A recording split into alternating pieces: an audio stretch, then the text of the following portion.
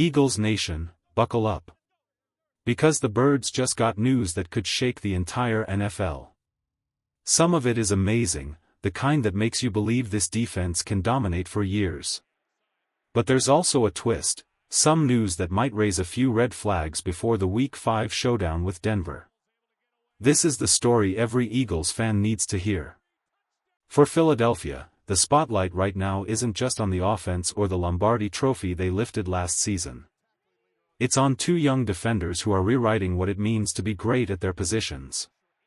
Quinyon Mitchell and Cooper DeJean, the rookies who took the league by storm in 2024, aren't just living up to expectations, they're smashing through them. Think about it, these two were drafted to be the future.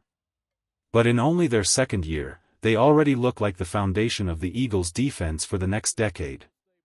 Against Tampa Bay, they didn't just play well. They dominated, shutting down receivers, controlling the tempo, and proving that Philly's defense is built to last. And then came the recognition. Quinyon Mitchell, the corner drafted to be a shutdown artist, just got crowned NFC Defensive Player of the Week. And let me tell you why that matters. In a game played under brutal heat, real field temperature over 100 degrees, Mitchell never came off the field. 72 snaps. That's warrior-level stamina. And on those snaps, he was targeted 9 times. 9. He only allowed 2 catches for 6 yards. That's not a typo.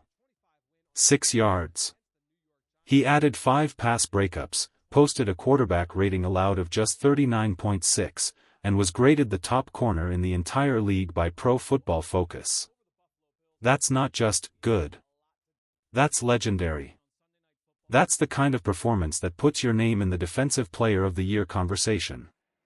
Now, people will say it's tough for corners to win that award. It usually goes to a defensive end or a monster like Aaron Donald. But in today's pass-heavy NFL, a corner who locks down elite receivers week after week, that's just as valuable as a sack artist. Patrick Surtain proved it. And Quinyon Mitchell? He's on the exact same path. Just look at the matchups. In back-to-back weeks, Mitchell traveled with Davante Adams and shut him down. Then he went toe-to-toe with rookie star Emeka Egbuka and smothered him too. Those aren't just wins, those are statements. That's a young corner saying, I don't care who you are, you're not beating me. And if you love numbers, here's the cherry on top. According to Next Gen Stats, Mitchell forced 7 tight window throws on 9 targets. 7. That ties the most in a game since 2018. Do you realize how insane that is? Quarterbacks literally had nowhere to throw the ball. Eagles fans, what we are watching isn't normal. This is the rise of a superstar. A corner who's not just the future, he might already be the best at his craft right now. So I'll ask you this, Eagles fans, if Quinyon Mitchell keeps locking down the league like this, do you believe he could win Defensive Player of the Year in just his second season? Drop your answer in the comments, I want to see where your confidence level is at. If you thought Quinyon Mitchell's performance was jaw-dropping, wait until you hear what happened next. Because this isn't just about stats or grades anymore, this is about attitude, swagger, and the kind of fire that changes the entire personality of a defense. Mitchell wasn't just locking down receivers. He was in their faces. He jawed at Baker Mayfield. He didn't back down from Tristan Wirfs, one of the best tackles in football, even ripping his helmet right off. That's not just skill. That's a young star saying, I belong here, and I'll fight anybody who doubts it. Last year, Mitchell was quiet. A rookie still learning, still finding his place. But now? He's a different man. He's aggressive, confident, and playing with the kind of swagger that makes receivers think twice before even lining up against him. And when you pair that energy with the brilliance of Cooper DeJean, oh man, you get something special. Against Tampa Bay, the two of them combined for a clinic. 18 targets thrown their way. Only 7 catches allowed. Just 52 yards total. 4 pass breakups. And when quarterbacks dared to test them, they posted a passer rating of just 47. That's shutdown football. That's how you break an opponent's will. And then came the play that left everyone stunned. Cooper DeJean, the versatile weapon who can play outside corner, slot corner, even safety, made what might be one of the smartest plays you'll ever see. The Buccaneers tried to get tricky. A flea flicker, designed to fool the defense, draw the safeties in, and set up a deep shot.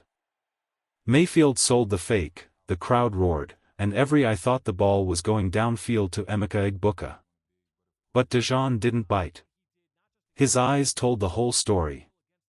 He glanced at the deep route, trusted his safety help, and in a split second saw Chris Godwin streaking across the field. Instead of chasing the vertical, he broke on the crosser, a read that takes guts and insane awareness. He nearly picked it off.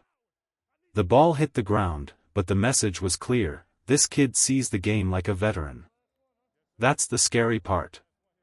These guys aren't just fast and talented. They're smart.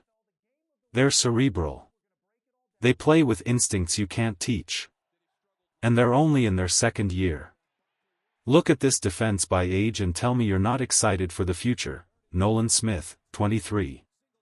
Jordan Davis and Jalen Carter, both 24. Jair Brown, 24. Jeremiah Trotter Jr., just 21. Mitchell, 24. DeJean, 22. Ringo, 23. Blankenship, 26.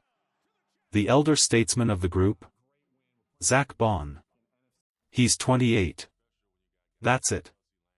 The rest of this defense is a wave of youth, energy, and hunger. This isn't just the best young defense in football.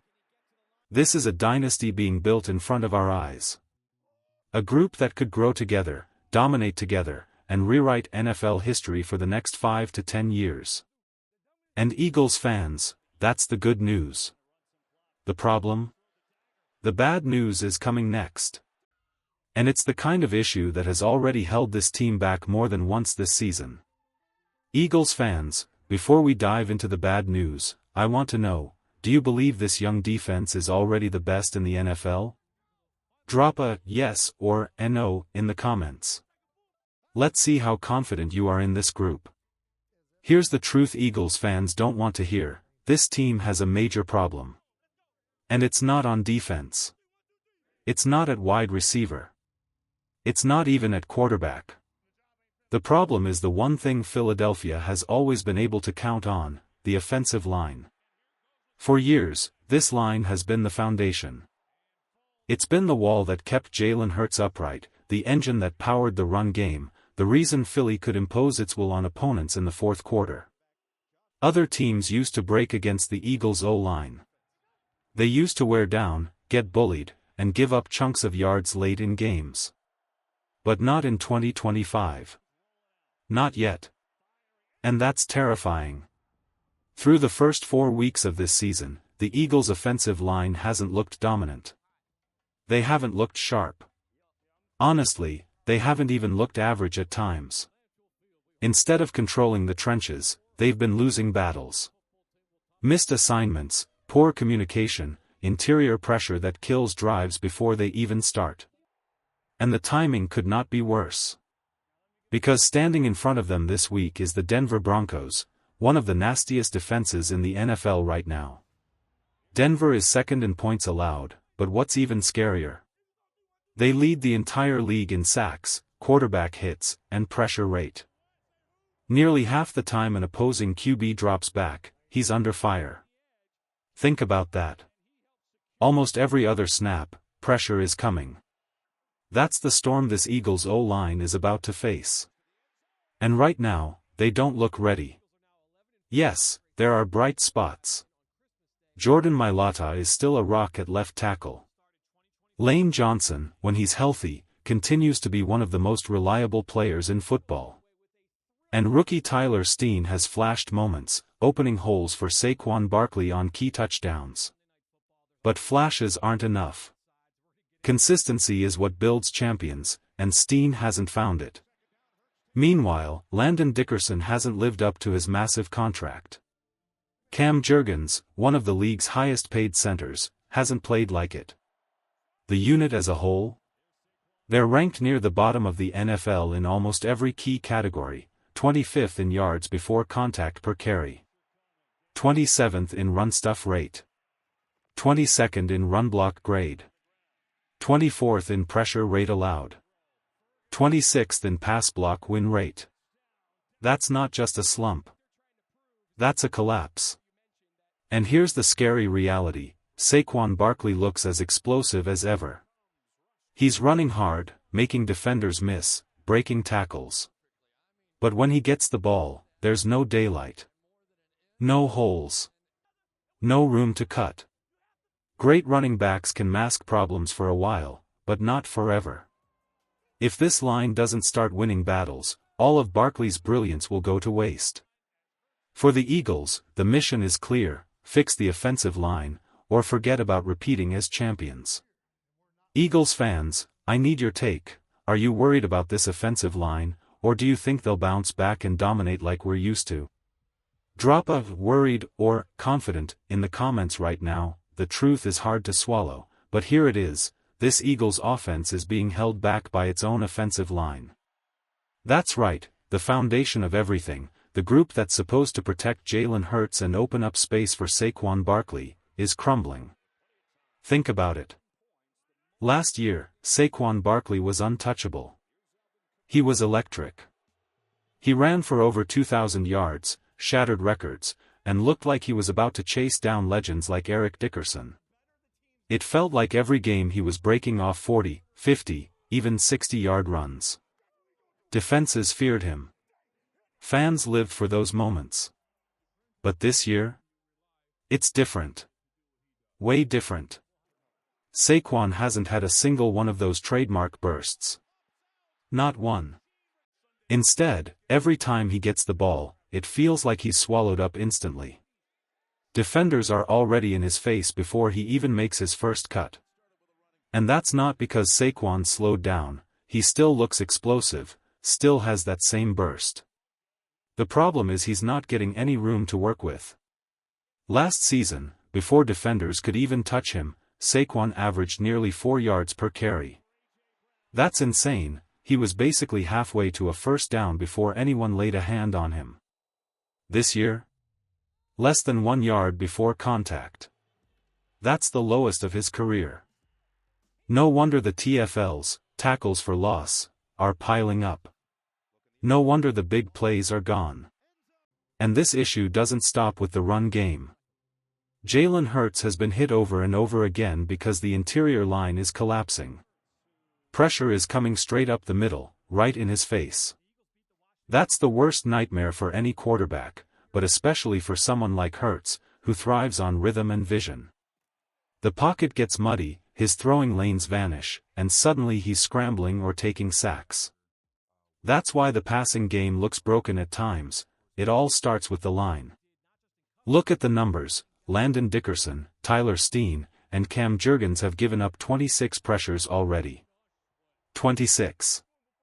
That's pressure from the inside, where it hurts the most. And Dickerson in particular has been a weak link. His pass blocking grades have been awful every single week, and it's clear he's playing hurt. But the results are brutal. He's already given up 3 sacks and 13 pressures this year. At this pace, he'll shatter his own worst season. This isn't just about stats. This is about the Eagles' identity. Their strength has always been the trenches. If the offensive line isn't dominant, then everything else falls apart. Barkley can't run. Hurts can't throw. And an offense that should be terrifying suddenly looks ordinary. The good news? The talent is there. With Jeff Stoutland coaching this group, you know they can figure it out. But it has to happen now. Not later. Not halfway through the season. If the Eagles want to live up to their championship potential, this offensive line must step up and dominate again.